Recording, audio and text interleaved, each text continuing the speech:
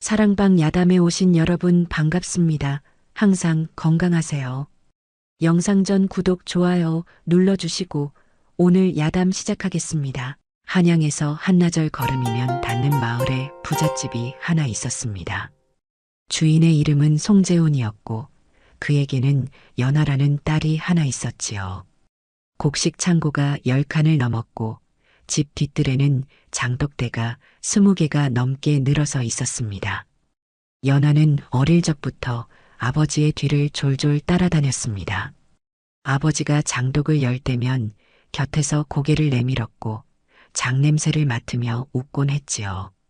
연아야, 장은 세월을 먹고 익는단다.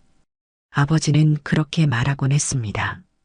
연아는 그저 아버지가 좋았을 뿐 그 말의 뜻을 알지는 못했습니다.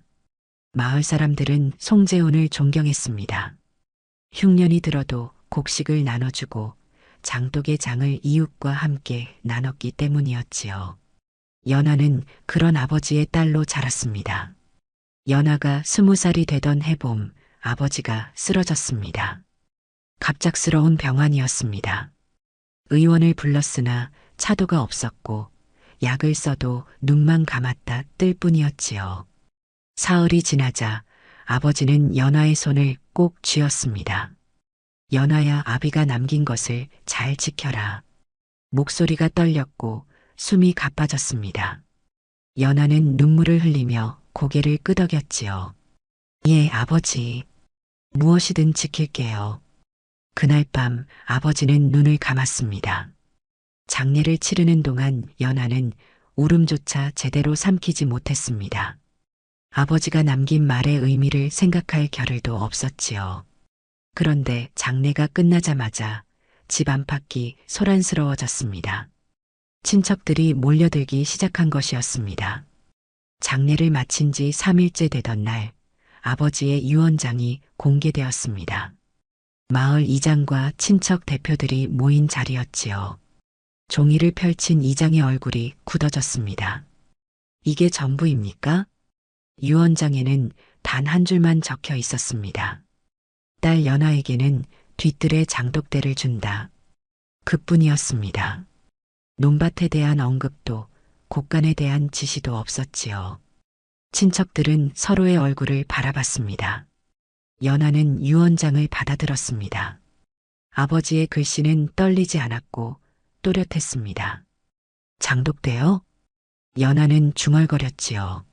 아버지가 평생 아꼈던 그 장독대를 말하는 것이 분명했습니다. 그러나 친척들의 표정은 달랐습니다.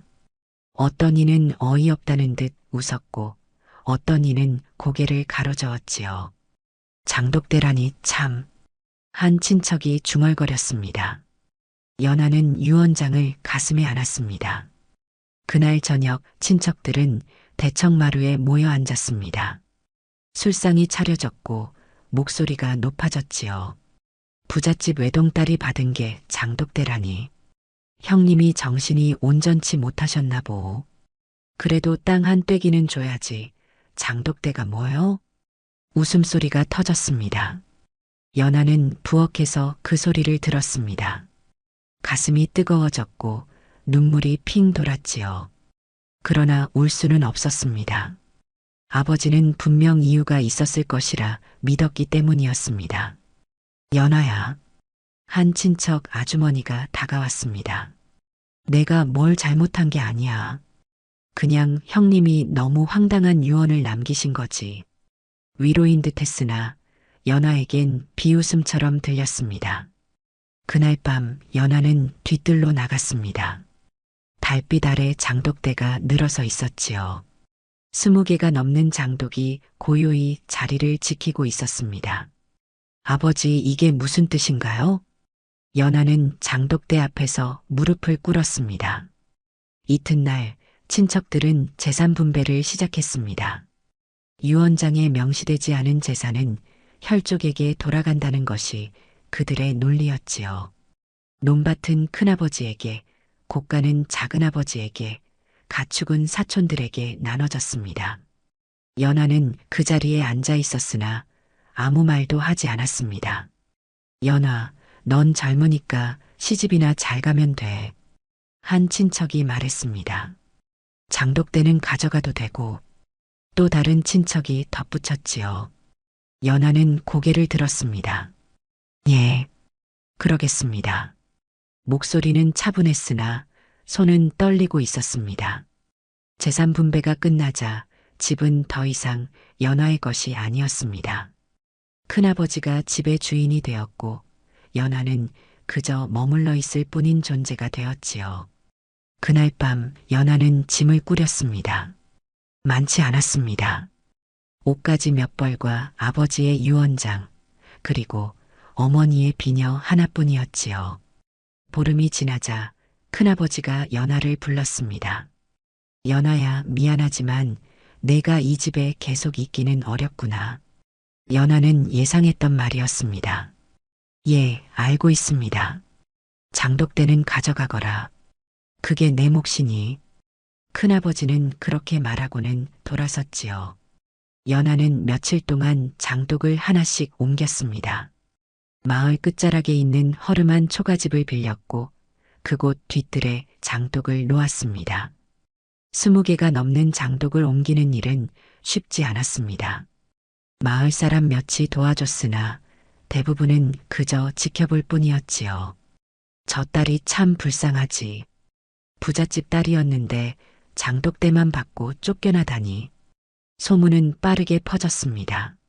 연하는 그 소리를 들었으나 아무 말도 하지 않았습니다. 마지막 장독을 옮긴 날 연하는 뒤뜰에 주저앉았습니다. 장독대는 새 터전에 자리를 잡았고 연하는 그 앞에서 한참을 울었지요. 초가집에서의 첫날 밤 연하는 장독 하나를 열었습니다. 된장이 가득 담긴 장독이었지요. 뚜껑을 열자 깊은 장 냄새가 코를 찔렀습니다. 아버지. 연하는 그 냄새에 눈물을 흘렸습니다. 아버지가 담근 장이었습니다. 연하는 어릴 적 아버지가 장을 담그던 모습을 떠올렸습니다. 해가 뜨기 전 일어나 장독을 열고 햇볕을 쬐던 아버지의 모습을 말이지요. 연하야, 장은 정성이란다. 정성을 들이면 맛이 깊어진다. 아버지의 목소리가 귓가에 맴돌았습니다. 연하는 된장을 조금 떠서 입에 넣었습니다. 짠맛이 먼저 왔고 그 뒤로 깊고 구수한 맛이 퍼졌지요. 아버지의 손맛이에요. 연하는 중얼거렸습니다.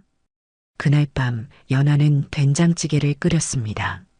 간단한 끼니였으나 그 맛은 유난히 깊었습니다. 아버지가 남긴 장이 연하를 위로했던 것이지요. 그의 겨울은 유난히 혹독했습니다. 연하는 손에 쥔 돈이 없었고 일거리도 쉽게 찾을 수 없었지요. 곡식을 구하기 어려웠고 굶는 날이 잦았습니다. 그럴 때마다 연하는 장독을 열었습니다. 된장에 밥을 비벼 먹거나 간장에 나물을 무쳐 먹었지요. 장독이 연하를 살렸습니다. 어느 날 옆집 할머니가 찾아왔습니다. 연하야, 먹을 게 없구나. 할머니는 연하의 상황을 알고 있었지요. 연하는 고개를 끄덕이며 웃었습니다. 괜찮아요, 할머니. 제게는 이게 있어요. 연하는 된장을 조금 떠서 할머니에게 건넸습니다.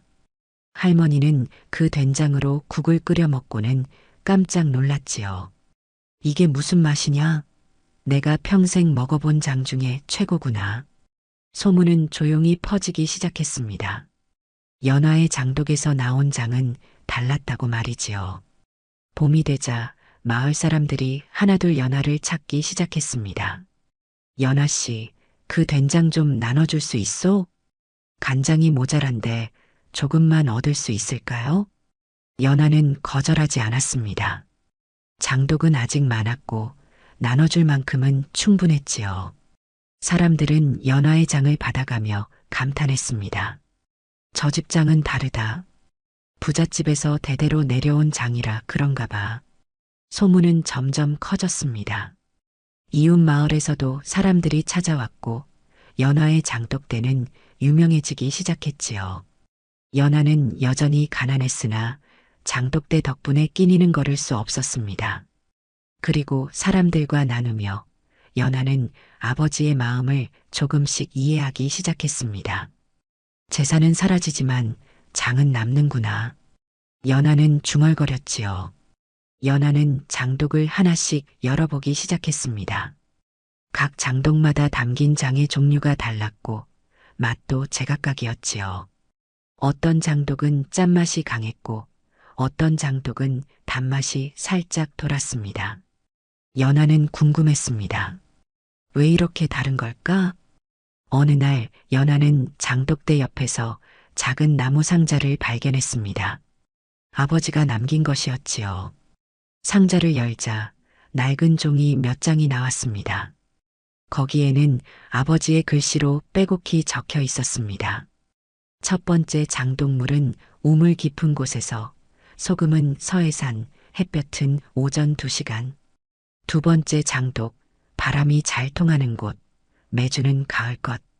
아버지는 장독 하나하나의 비법을 기록해둔 것이었습니다. 연하는 그 종이를 읽으며 눈물을 흘렸지요.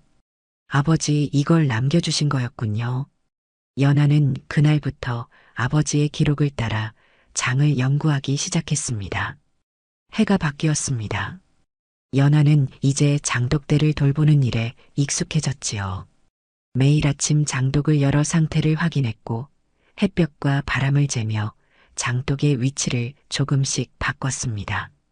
아버지의 기록은 정확했습니다. 그대로 따르자 장맛은 더욱 깊어졌고 사람들의 입소문은 더 커졌지요. 연하는 조금씩 돈을 벌기 시작했습니다.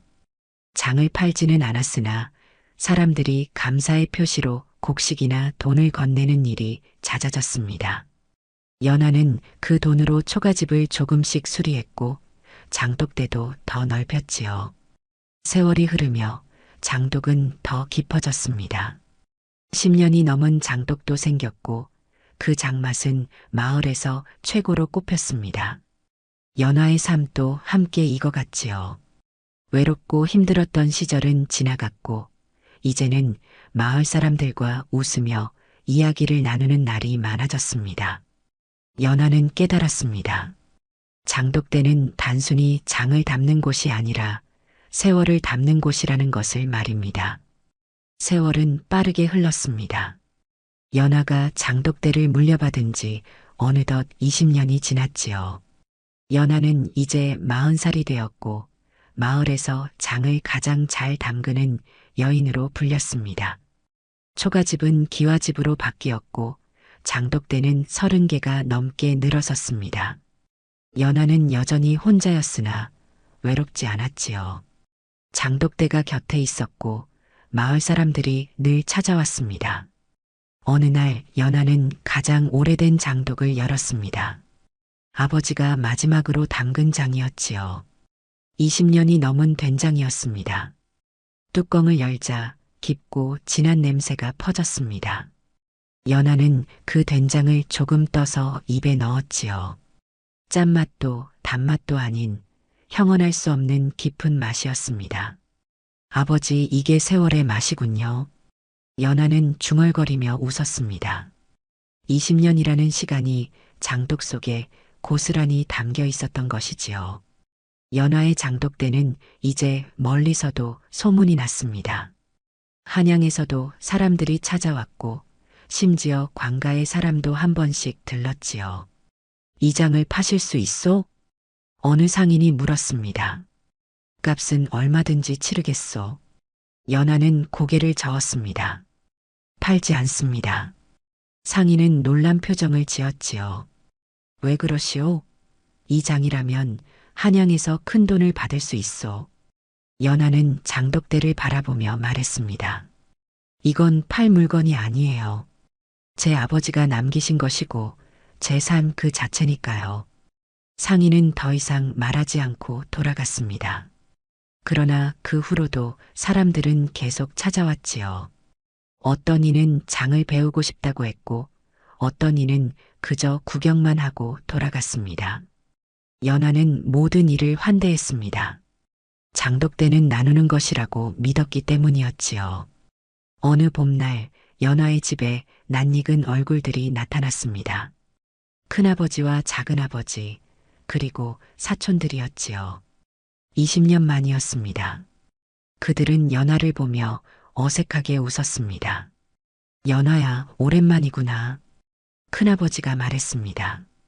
연화는 차를 내오며 말없이 그들을 맞았지요. 연화야, 우리가 들으니 내 장독대가 유명하다더구나. 작은아버지가 말을 꺼냈습니다. 그래서 말인데 그 장독대를 우리에게 팔 생각은 없느냐? 연하는 차를 따르던 손을 멈췄습니다. 팔다니요? 그래. 우리가 값을 넉넉히 쳐줄 테니 장독대를 넘기거라. 친척들의 얼굴에는 욕심이 가득했지요. 연하는 찻잔을 내려놓았습니다. 아니에요. 뭐? 장독대는 팔지 않습니다. 친척들의 표정이 굳어졌습니다. 큰아버지가 목소리를 높였습니다. 연화야, 우리가 내 친척이 아니냐? 조금은 융통성을 가져야지. 20년 전에는 우리도 몰랐다. 그 장독대가 이렇게 귀한 줄은. 작은아버지도 거들었지요. 연하는 고개를 들었습니다. 큰아버지, 작은아버지. 20년 전 아버지의 유언을 기억하시나요? 그야 기억하지. 그때 아버지는 저에게 장독대를 주셨어요. 그리고 여러분은 웃으셨지요. 친척들의 얼굴이 붉어졌습니다. 지금 와서 장독대를 달라고 하시는 건 아버지의 뜻을 무시하는 겁니다. 연하의 목소리는 단호했습니다. 이건 팔 물건이 아니에요. 제 삶이고 아버지의 유산이에요. 큰아버지는 할 말을 잃었고 작은아버지는 고개를 돌렸지요. 사촌들은 그저 서로의 얼굴만 바라볼 뿐이었습니다. 가주세요. 연하가 말했습니다. 친척들은 더 이상 말하지 못하고 떠났지요.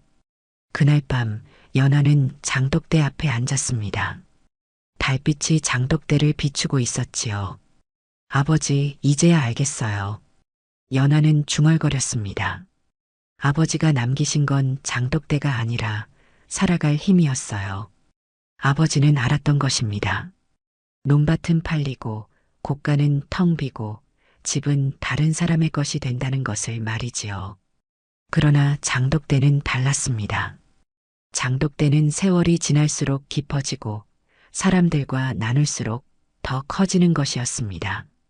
재산은 흩어지지만 장은 남는다. 연하는 아버지의 말을 떠올렸습니다. 아버지는 연하에게 가장 귀한 것을 남겨준 것이었지요. 돈이 아니라 삶을, 재산이 아니라 정성을, 땅이 아니라 세월을 말입니다. 연하는 눈물을 흘렸습니다. 감사의 눈물이었지요. 그의 가을, 흉년이 들었습니다. 비가 오지 않아 논이 말랐고 곡식이 제대로 익지 못했지요. 마을 사람들은 끼니를 걱정하기 시작했습니다. 연하는 장독대를 열었습니다. 이웃들을 도와야 해요. 연하는 된장과 간장을 큰 독에 담아 마을 사람들에게 나눠줬습니다. 이걸로 국을 끓이세요. 조금이라도 버틸 수 있을 거예요. 사람들은 감사하며 장을 받아갔지요. 연하의 장독대는 그 겨울 동안 마을을 살렸습니다. 굶주린 사람들이 연하의 장으로 끼니를 이었고 봄이 올 때까지 버틸 수 있었습니다. 마을 사람들은 연하에게 고개를 숙였지요. 연하 씨, 고맙소. 당신이 아니었으면 우리는 겨울을 넘기지 못했을 거요. 연하는 고개를 저었습니다. 이건 제가 한 게 아니에요. 아버지가 남기신 거예요. 그리고 속으로 중얼거렸지요. 아버지, 이게 장독대의 진짜 의미였군요. 봄이 되자 마을 사람들은 연하를 다르게 부르기 시작했습니다. 더 이상 부잣집 딸이 아니었지요. 장을 지킨 사람, 장할머니. 사람들은 그렇게 연하를 불렀습니다. 연하는 이제 마을에서 가장 존경받는 사람이 되었습니다. 어린아이들도 연하를 따랐고 젊은이들도 가르침을 청했지요. 어느 날 마을 이장이 연하를 찾아왔습니다. 연아 씨, 마을 사람들이 원하는 게 있어. 무엇인가요? 당신이 장 담그는 법을 가르쳐 주셨으면 합니다. 연아는 잠시 생각했습니다. 그리고 고개를 끄덕였지요. 좋아요. 배우고 싶은 사람이 있다면 가르쳐 드릴게요. 이장은 기뻐하며 돌아갔습니다. 연아는 장독대 앞에 섰습니다. 아버지, 이제 나눌 때가 된 것 같아요. 그날 밤 연아는 아버지의 기록을 다시 펼쳤습니다. 낡은 종이에 적힌 아버지의 글씨를 천천히 읽었지요. 마지막 장에는 이런 글이 적혀 있었습니다. 연아야, 장독대는 내가 팔아서는 안 된다. 이건 돈이 아니라 삶이기 때문이다. 세월이 지나면 너는 알게 될 것이다. 장독대가 얼마나 귀한지를. 연아는 눈물을 흘렸습니다. 아버지, 이제 알겠어요. 아버지가 남긴 것은 장독이 아니었습니다.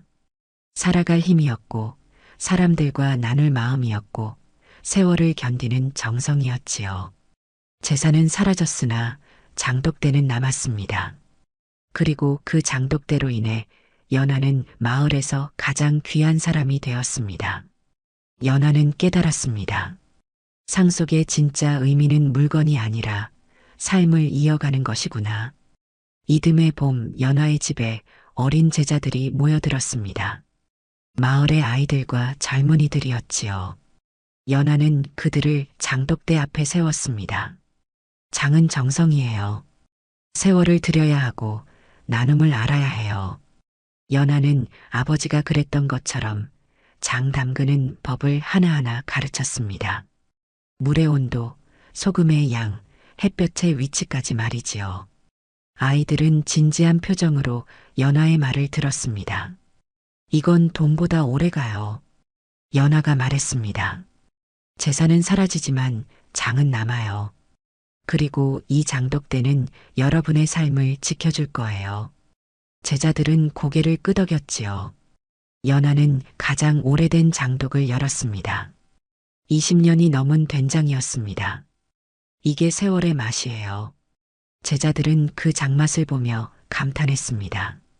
연아는 장독대를 바라보며 미소 지었지요. 장독대는 또 다른 세월을 기다리고 있었습니다. 그리고 연아의 가르침은 다음 세대로 이어질 것이었습니다.